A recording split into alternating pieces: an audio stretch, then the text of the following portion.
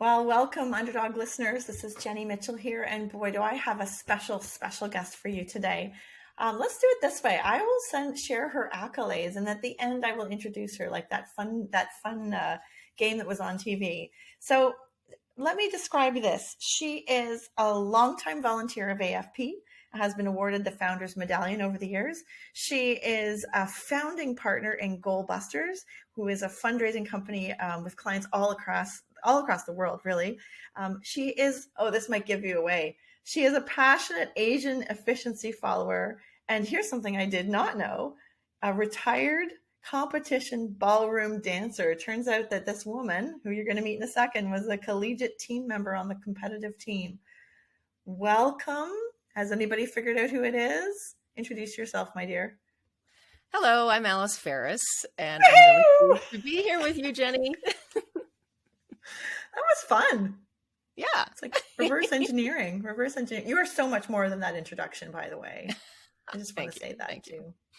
Alice and I met on a tour, actually, and we quickly realized that we had a lot in common. We were both obsessed with books and learning, conversations. We've had some wonderful conversations about being women in the philanthropy world. And you have a really cool topic for us today. I'd love for you, Alice, to take a minute to just introduce us like slowly to what you'd like to share with us today. Thank you, Jenny. I think that one of the topics that has been talked about a lot, not just in the philanthropic sector, but in the business sector, in all of the kind of post-pandemic world conversations, is this topic of resilience.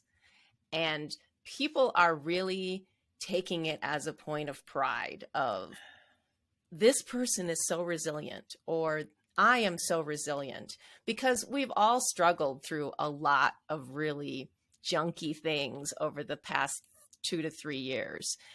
So I understand why people are looking for that root, looking for something to grab onto, saying, this is a good thing. This is a strength. This is something that I'm going to be proud of, the fact of how resilient I was during this time. But I'm reaching that point.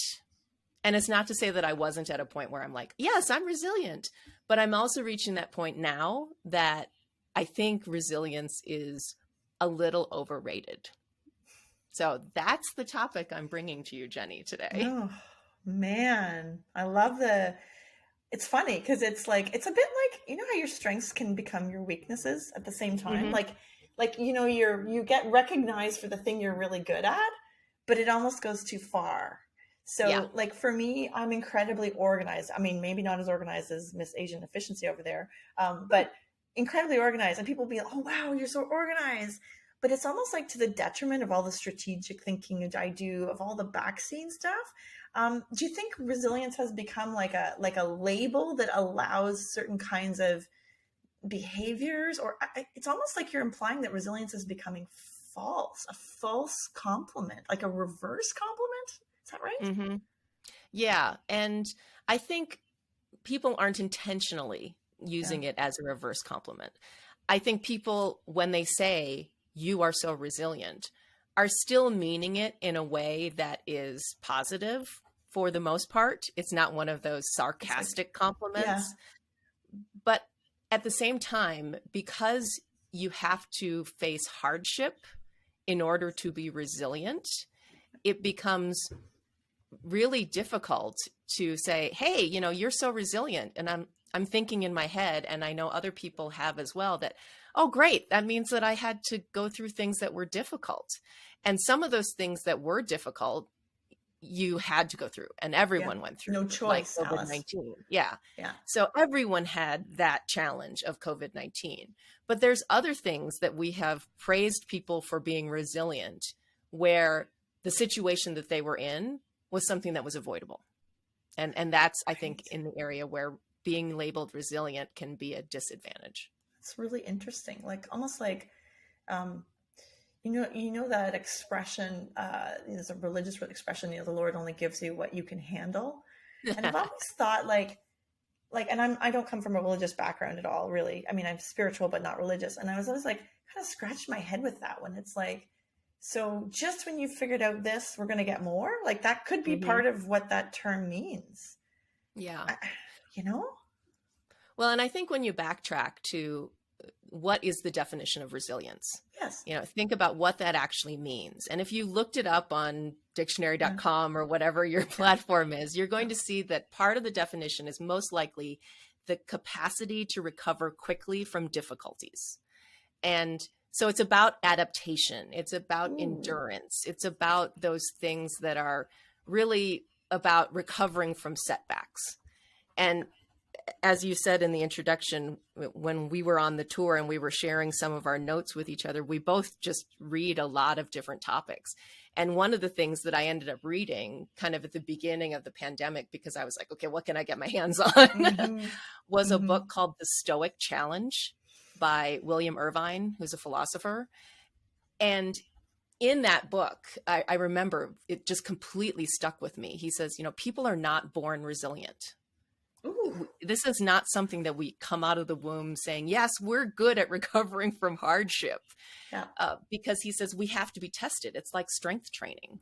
So if you've ever done any exercising or even picked up one magazine that had something about fitness, they talk about strength training being the gradual micro tears in your muscle. And then you have to rest it to bring those muscles back together. And when they come back together, they're stronger. Yeah. That's how Bill Irvine was describing this idea of resilience. It's essentially strength training for you as a human. And he actually said that you have to have some of that because just like if you don't do strength training, you're just all floppy and wobbly. And especially for women of a certain age, we are told that we have to emphasize that strength training piece to make sure that we continue to be healthy into our later years. But the one thing another quote that stuck with me from this book, The Stoic Challenge, was, without setbacks, we become emotionally brittle adults. Ooh. And I thought, whoa. Emotionally brittle. Yes. And so you don't have the ability to kind of do that strength training on your emotions and on your confidence and on your inner strength. Yeah. But so if that's where resilience is, you can see why that would be something that would be really, really a good thing for most people. It's like, okay, great. I have struggled and I have recovered and I have endured. Yeah. But one of the other books that I've read recently, this is much more recently. This is like in the last. This is post-pandemic, right? This is pre-pandemic. This is like in the last 6 months. But it is one of my like top 10 books now. And it's a book called Permission to Come Home by Dr. Jenny Wang. And the subtitle of it is Reclaiming Mental Health for Asian Americans. Wow. And since I am Asian American, and that's not the only reason why I love Asian efficiency, but the thing that I loved about this book is that she talked about resilience too, and about how Asians, particularly Asian immigrants, are frequently congratulated for being good at dealing with hardship. And in her book, she talks about, well, maybe we shouldn't have to, maybe we should be in a situation where as Asians, as Asian immigrants, as Asian Americans or Asian whatever descent, that you don't have to deal with some of those hardships. And I thought, oh, these are all stitching together. It's almost like there's an equity or equitable or whatever the word is in there, that why is it that because we're Asian and we're immigrants, the assumption that we can take more? Is that what you're saying? Yes, absolutely. Because, the whole model minority Asian stereotype is that you are a hard worker, you are someone who follows the rules, and that you will always excel at what you do in spite of the situations that you're put in. And that's a lot of pressure. Yeah. Can I just take something, what came up, the visual of me that directly relates to that quote? I'm a classical pianist. Mm-hmm. And of course, Asians are a big part of classical music. And I grew up competing against all these Asian kids growing up. And the impression I had, and I just want to be transparent, I don't know if this is true, but the option of failing was not on the table, Alice. Like, it was not discussed. It was not an option. They never failed. Now, with that, I often felt that they missed a lot of the joy as well. When you pull back, has that, tell me, I mean, I hate to ask, but on a personal level, have you experienced that? And how have you come through that as you've grown up? Because I'm sure it changes, right? Absolutely. And I think your assessment is correct. Yeah. And Jenny Wong talks about it in her book as well, of the general assumption for Asians. And it's not meant to be cruel. Yep. It's just part of baked into the culture in many respects. Cultural. Yes, where it is, failure is not an option, to quote Apollo 13.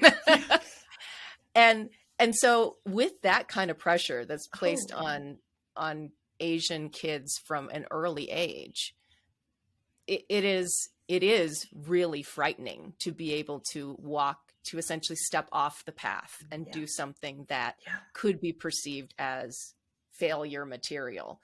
And the idea of taking risks, the idea of challenging things, the idea of being imperfect are really difficult things in the Asian diaspora community. And so in many respects, it is for Asians hard to talk about being resilient, because being resilient means that you have faced a difficulty or faced a failure or done something that wasn't quite perfect. I see what you mean. So you can't talk about bouncing back because you didn't fail. You can't fail. That is okay. Okay. I get it. Okay. So, just want to take a minute before we go another direction, because I know we want to talk about not-for-profits and how we layer that in, but what was it like? What did your parents say to you when you told them you were going out on your own as a business owner? Like, that must have been a really big step off the path, Alice. Yes. And I had a 50-50 response. Both of my parents are living, which I'm grateful for. And my dad was far more the traditional Asian values person when I announced this. And he did say, aren't there other jobs you could take? Aren't there other things you could do? And the way that I founded the company was, I was employed as a development director for Lowell Observatory when I got pregnant with my son, Matthew. And I like to joke that in a moment of hormonal induced something, I decided to quit my job and be a stay-at-home mom with Matthew. And my idea was I would be at home with him until kindergarten. And my dad said, wonderful, because again, more traditional values. And my mom said, this is a bad idea. And I like your mom. Mom, you should be proud of me. I'm going to do what you did, where you were home with the kids early on in our lives. And she says, yes, and this is a bad idea. I love her. I love her. And so I had Matthew, and I love Matthew. And within 3 months, I realized, oh, my mother was right. This was a bad idea. Hilarious. And so I started the company as Alice Ferris Consulting, just as a side hustle, really. It was something to keep me busy while I was at home with my son. And to those women who can be 100% stay-at-home moms, that is the hardest thing ever. And to this day, I'm like, you are the heroes of the entire human race, because it is really, really hard. And it was frankly too hard for me. And so I ended up starting the company, just doing independent contractor freelance gigs. And over time, I went back to work full-time with 2 other staff-related jobs when Matthew was young. And then when he was about 6 or 7 years old, when he was about in that age range, was when I met Jim Anderson, my business partner. And over the course of us talking about things that we would be rather doing than the jobs we had at that time, we decided to take my consulting firm full time and rename it GoalBusters and have it be the both of us. And when I went into that stage of the company was when my dad said, there must be another job you can find. And he was just not excited about me going out on my own because of the risk. And it was a huge risk to say, no, I'm going to give up a steady job that I was good at. I hated the job, but I was really good at it. Because you're Asian. No, just kidding. Like failure wasn't an option. Right, exactly. To go out into this world where I didn't know if this company was going to work. Yeah. And then my mom has always been a bit of a black sheep in her family. Okay. She's the reason that I was born in the United States. And I am eternally grateful to her for that. Because I asked her once in an interview during StoryCorps when they were in our community. And so it was recorded and it is in the Library of Congress. I asked my mother, why were you so insistent on moving from Taipei, Taiwan to the United States?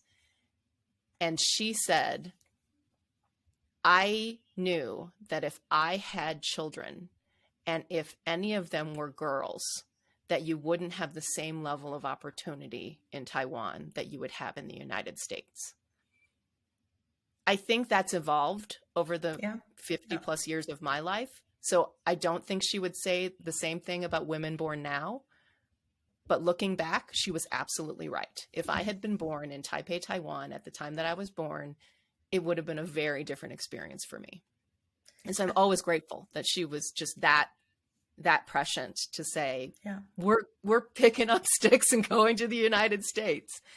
And she said to me, good for you that you're going out on your own. They don't deserve you. Wow. You will find other people. Yeah. And that was really all it took for me to say, yeah, you're right. It was still scary, but it was good to have her support. Yeah. And I think that's maybe why you and I connect too, because we both have businesses and it's a very unique thing. And I find women's businesses tend to be very autobiographical. We see ourselves and our growth reflected in our businesses. And at the risk of sounding cheeky, Alice, she was incredibly resilient to come from Taiwan to America, right? Right. Yeah. She was. So thank you for that. Actually explains a lot. I must meet your mom. I've never met your mom. When we were talking too, I want to just go back to a couple of little things that you flagged slowly. This idea that resilience requires us to be exposed to things. Sarah Polley, just an aside, has a new book out where she talks about her work around her concussion. And she spent basically 2.5 years in the dark. And at the end of it, she went to this new doctor that says, everything you're doing to protect your brain from light, noise, people, all that is dead wrong. Your brain needs to build up, wait for it, resilience against these things. And despite the pain it's going to take, you need to take time to get out and be in public places and hear music. And she said within 6 months, the symptoms were gone, Alice. Wow. So, and I think about exposure therapy. I've been through a fair bit of therapy myself, but with anxiety, if you leave the anxiety, if you let the monsters, if you veer away from the monsters too many times, they get bigger and bigger and bigger. So maybe one of the things we're talking about is the balance of resilience, because as an underdog leader, the whole premise for me is that these experiences make us stronger. But more importantly to me, what feels like the clinching point is, what did you learn from them? Not that they happened to you, but how did it add to your toolkit? So I want to take the beautiful, resilient experience you just described, the Asian experience, and I want you to tell me why it matters, that intersection of not-for-profit and Asian. Well, I think the number one thing about the nonprofit experience, and I would broaden it not just to the Asian experience, but to a lot of immigrant experiences, is that you start the race, so to speak, at a disadvantage. And even though there are many immigrants that are privileged, and I would count myself in that. Yeah. You know, I acknowledge the fact that I am a privileged Asian woman who grew up in a modest home, but didn't really struggle with a lot of the economic challenges that a lot of immigrants have. But when we think about that immigrant experience and the nonprofit experience, we come to the race with fewer resources. We come to the race with expectations to do more for less. And all of these things that in many respects are hardships that we have to bounce back from on a regular basis. And I think some of those things are hardships that shouldn't exist at all.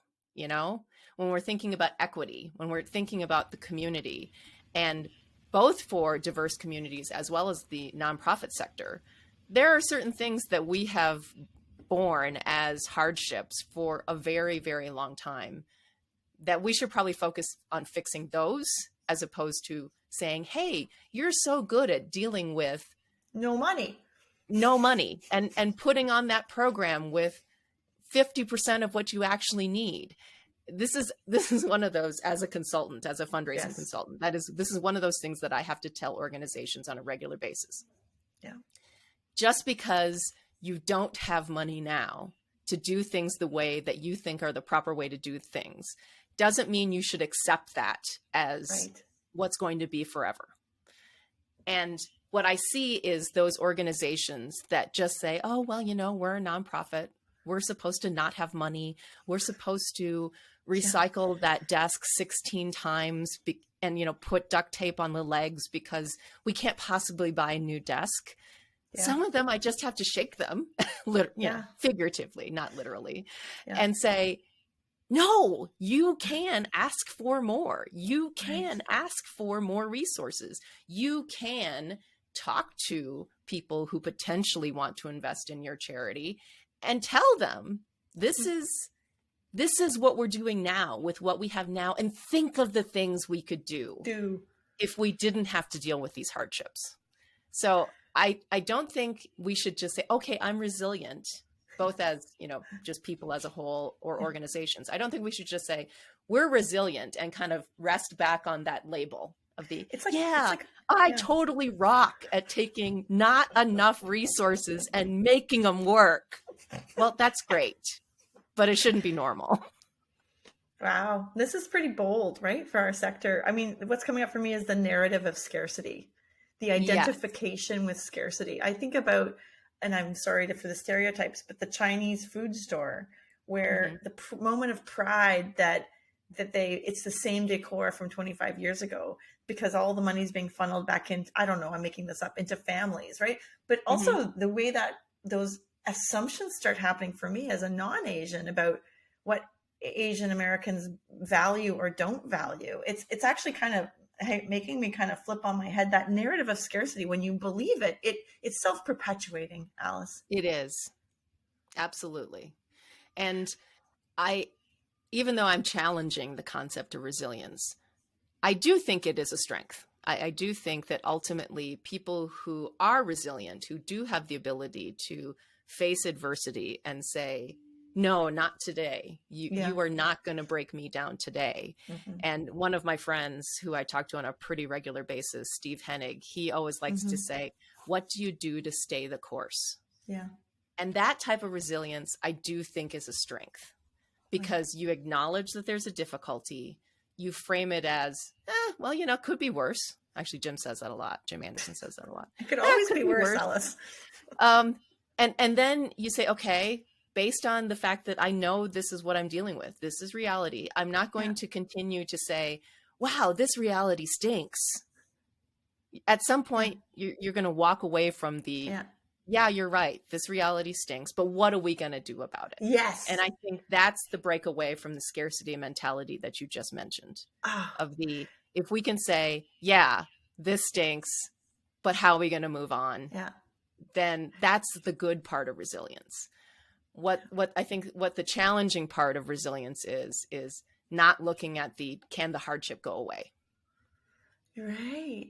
Okay. So there's so much about this. I think a couple things I want to mention from my personal experience. Perfectionism is a beast because it puts in direct opposition the lack of resources and the desire. I have big plans, Alice. I think big. And I have to be able to manage that perfectionism so that it doesn't destroy me, actually, because it could easily destroy me. And I think we're kind of simpatico there as well. And the second thing is it's not about removing all resilience or all friction or all difficulty, because we know what that looks like with kids. They go away to university and they're like, how do I do my own laundry? Like on a simple level, right? I hope my daughter never listens to this. How do I send an email to my science professor to tell him X? I'm like, you just send an email to your science professor to tell him X. Like, where did I fail you as a parent? And by the way, humor is one of those things that intercepts those feelings. And I'm purposely making humor. And I think that's one of the things that people relate to me on this podcast, because it knocks you out of your own self-wallowing, right? The EUR experience.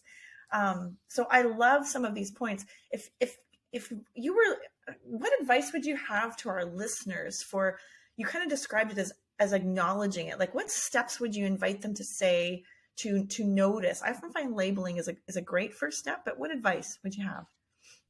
Yeah. And to your point about perfectionism, Jenny Wong talks about that in her book as well, because she has an entire chapter on, you have to give yourself permission to be imperfect. And so in many respects, yes, you are resilient, and that is a strength. And at some point you have to say, yes, and life is not perfect. So it's not like this is going to be easy peasy, no challenges, no emails that need to be sent to science professors. I think the first step is really taking a look at your situation and acknowledging and giving yourself some grace of the fact that, I'm in a difficult time. Yes. I'm facing something that's hard. And let yourself kind of sit in that for a while, because, I'll be honest, I'm in some difficult situations right now. And I am in that stage of just kind of letting myself marinate in it for a little bit and really feel it. Yeah. To your point. Yeah. And so if you just kind of breeze on by it, you'll never fully process it. Yeah. So I think the first step is really acknowledging that you are dealing with a difficult time or a difficult situation. And then the next stage is this kind of relabeling of it, I like to think about in a travel analogy because I travel a lot. And, it could be my flight's been delayed by 14 hours, but at least there was an available hotel room for me to crash in. Yep. And in fact, in the Stoic Challenge, Bill Irvine talks in the first introduction in the first chapter about a really bad trip experience that he had while he was writing the book. And he kept saying, well, at least it's not this, or at least it's not that. Yeah. And then you kind of pivot okay, at least it's not that. Yeah.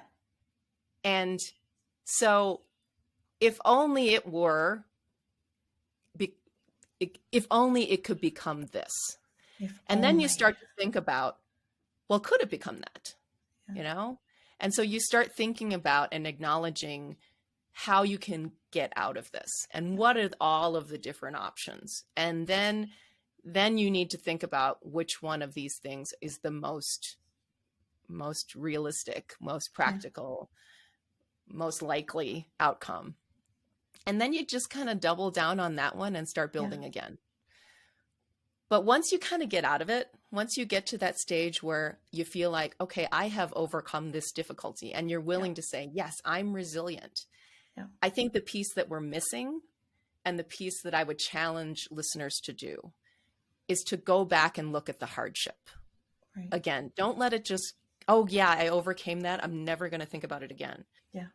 Go back and look at that hardship and decide if that was something that just had to happen, It's just something like COVID-19 that most of us could not avoid. Or is it something that is systemic that can be fixed? Mm-hmm. Like the scarcity mentality in nonprofits of can you talk to people? Can you rebuild the culture of your organization, your cause, to say, no, we don't have to put up with that desk that has been taped 20 times to keep the legs together. We can buy a new desk. Yes. So how can you look back at the struggle and decide what of these things were preventable that don't have to happen again? Look back at the struggle. So it makes me think about age has this wonderful way of letting us be a little bit more reflective in our lives. You have a habit or a practice really of quarterly personal retreats, and it's something I've always really admired about you. Actually, would you just tell folks what you do on those quarterly, because it ties back to the reflection piece, Alice. Mm-hmm. And in fact, I'm due for a quarterly retreat this weekend. So that is my plan for this weekend. Perfect.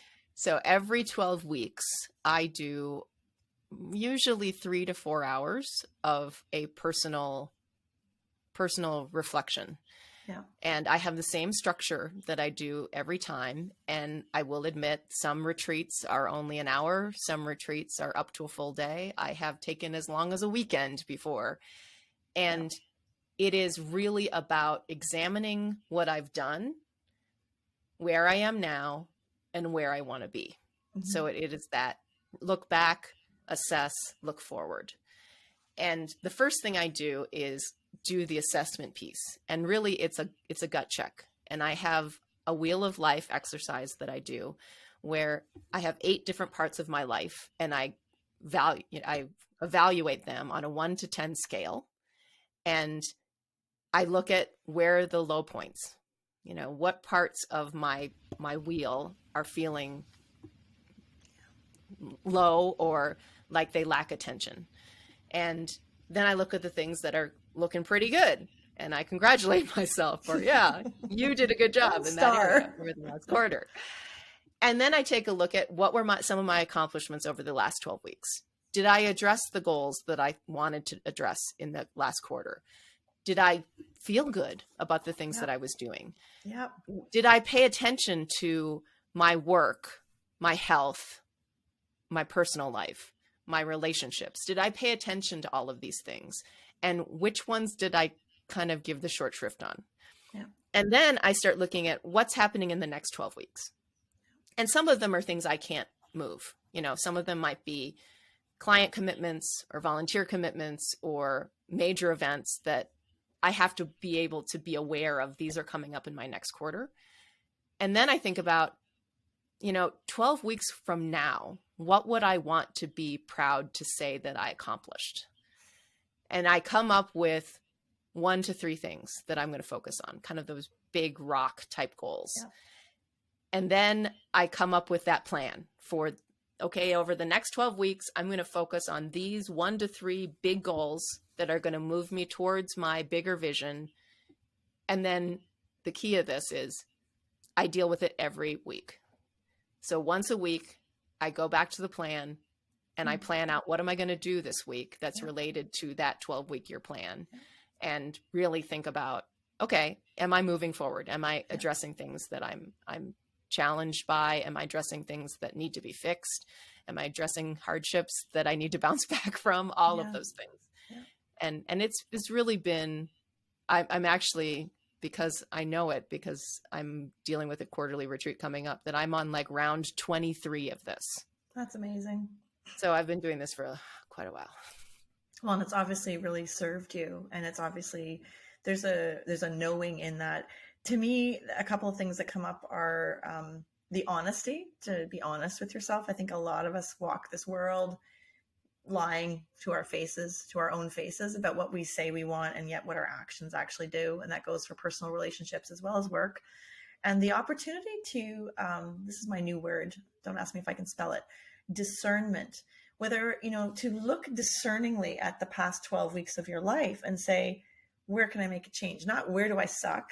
Because I think we're very good at the saboteur, right? Like, oh my God, I sucked it. I was terrible at that. And then they all jump on top of each other, right? And you weren't efficient enough and you didn't do this and you picked that stupid thing because you shouldn't have done that. Like that they just start to like tag team versus like a sage approach, which you're talking about, which is where can I make a shift?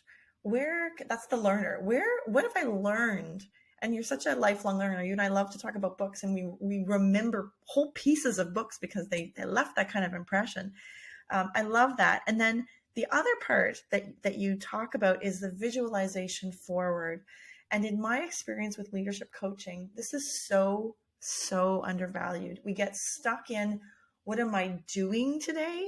Rather than how do I need to lead this organization in 3 months? And if I wanted to lead it like that, how could I show up like that leader today? And that visualization, not just of thinking about it, but of feeling like, I mean, Alice, with our businesses, that nothing happens unless we do it, Yes. right? But it's like, me to grow my business requires a different Jenny, a different leader. And to take that kind of time to be that thoughtful, that to me is a tool that anybody listening can take away too, is start acting it now, right? That's right. Why wait? I feel like I'm on my other podcast, Your Next 50, where I say, you've only got 50 years on the planet. Make it count. Yes. You're such a wealth of thoughtfulness and knowledge. And I really appreciate your friendship, Alice. We should share that out of the blue before the pandemic, ironically, although it became part of our pandemic experience, I reached out to Alice and said, well, we were both talking about it. And I finally picked up the phone and said, let's create a mastermind. So here's another sort of tip idea, this idea of resilience. And we know it's documented in the research that when you have people to share the burden of leadership with, the burden gets lighter. And so we meet with there's 4 of us total. We started by meeting sort of once a month, and now we're sort of quarterly that we get together.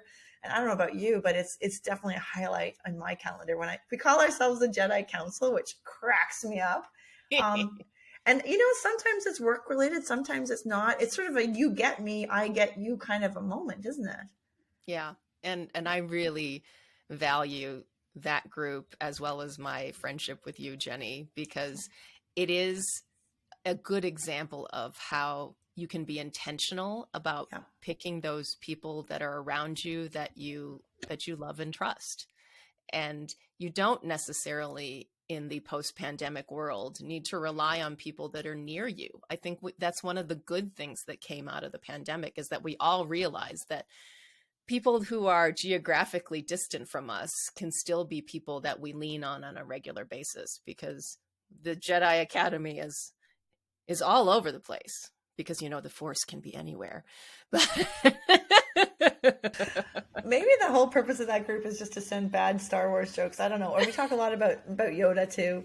But humor is also one of those magic tools. I think I look at your smile and I think of how many times I've disarmed a situation, a really hot, sticky situation, with a smile, just for fun, because I know you love books. I'm reading a book called Never Split the Difference by Chris Voss. He's an FBI negotiator. I don't know whether you've read it or not, but he talks about some of these tools and techniques to disarm situations that is absolutely fantastic.